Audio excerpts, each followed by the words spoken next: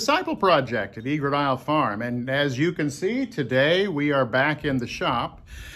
Several weeks ago, I began a knife project starting with a bar of steel.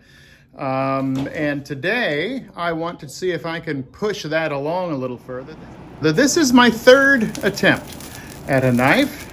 Starting with a flat bar of 1095 steel, I used the forge to work the overall shape.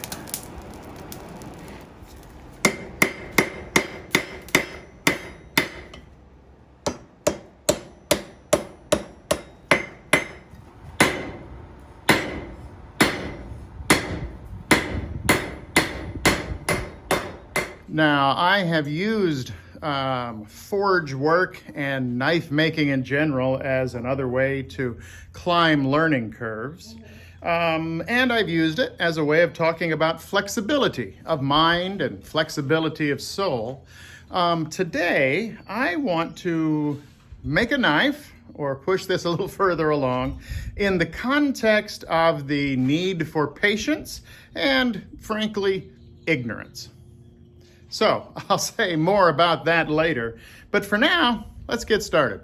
So here's our starting point, and you'll notice that the handle or the tang is too long by about that much. So let's start by nipping that off.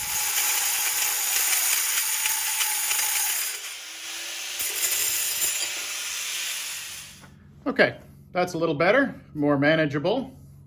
Kind of looks like a knife.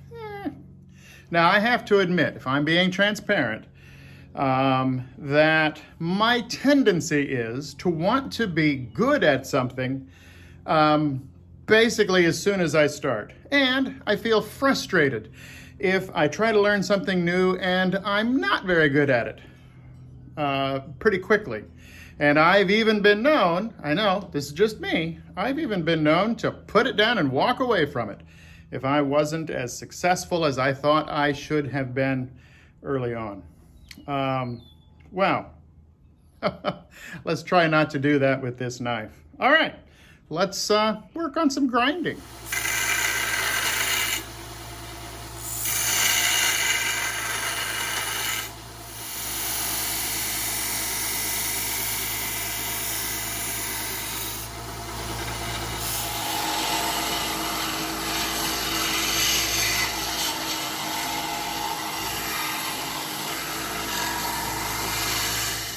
This is taking a long time.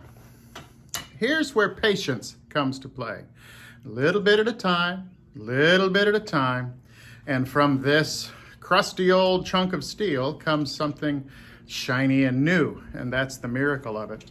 But when I think about patience, I recall that I don't think I have ever once said, wow, it's taking way too long to eat this ice cream sundae. Who says that? And the reality is that the making of the knife is why I'm doing this. I mean, when I'm finished, what am I going to do? I'm going to give it away. I'm going to throw it in a drawer. It will be made and then static for a long time until I have the joy of using it.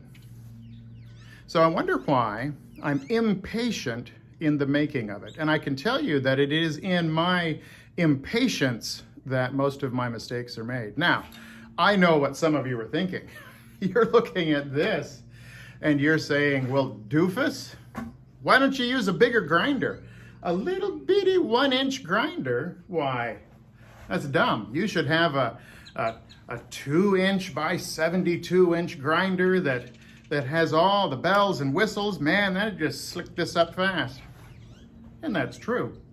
And maybe someday I'll have a 2 by 72-inch professional grinder, but part of the joy, part of the adventure of the creative effort is making do with what I have. And what I have is this, a 1-inch grinder.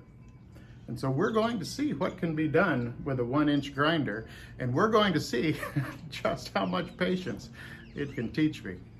All right, back to work.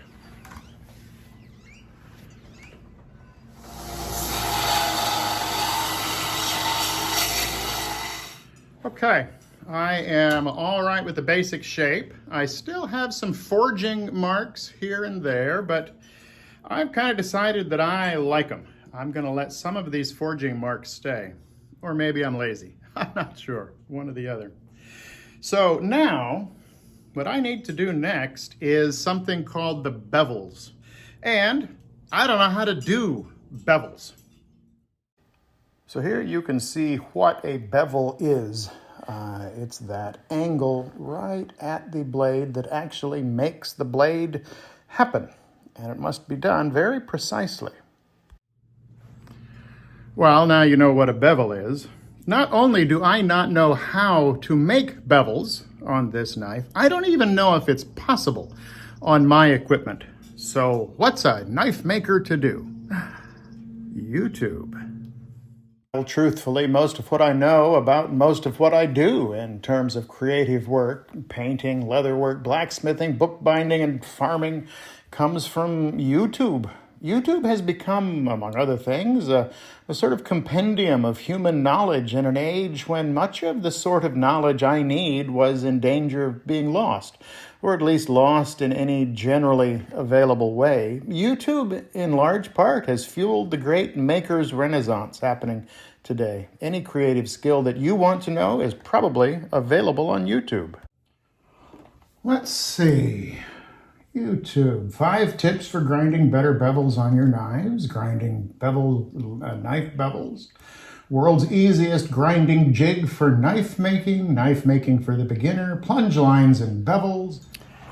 So, what did I learn from YouTube? Well, I've learned that it's possible on a small grinder, but it's very difficult. And not only that, but it's made even more difficult by the lack of a jig to keep the angle consistent. It's very difficult to do bevels freehand. But I don't have a larger grinder, and I don't have a jig, and so for this knife, we're going to try it freehand and see what happens. This is going to require a lot of patience and the willingness to fail. I have both. Okay, so I think that's about as far as I can get it this week. Basic shape and rudimentary bevels. You can kind of see the reflection there. Doing bevels freehand, as YouTube suggested, is much like watching a dog dance. You know it's never going to be done well, but you're delighted even to see it attempted. Well, next week I'll work on the blade some more, and then probably start on the handle, and we'll press this knife forward. So, what was gained this week? Well, I learned some patience, and I was reacquainted with a sense of humility, and I learned a bit more about knife making. But beyond that, after several weeks of reading textbooks and writing papers and going to class, many of you know that I was in Tulsa all last week in intensive class. After all of that, talking for a living, it felt good to hold on to something tangible for a little while, to feel the vibration of the grinder in my hand, to see the bright, shiny metal come from the dark, dingy forged metal, to see the sparks, to smell the smells of making knives. Very tangible, very real. I like that. Wow. Join me next week and we'll do a little bit more. We'll see you then. Oh, hey, almost forgot. We are almost to 200 subscribers. Would you help me get there? Could we get there this week? That would be so cool. If you're watching this video and you have not subscribed yet, let me ask you to touch that red subscribe button and maybe even hit that little bell so that you get a notice when a new video is posted. Push the red button. Thanks. We will see you next week.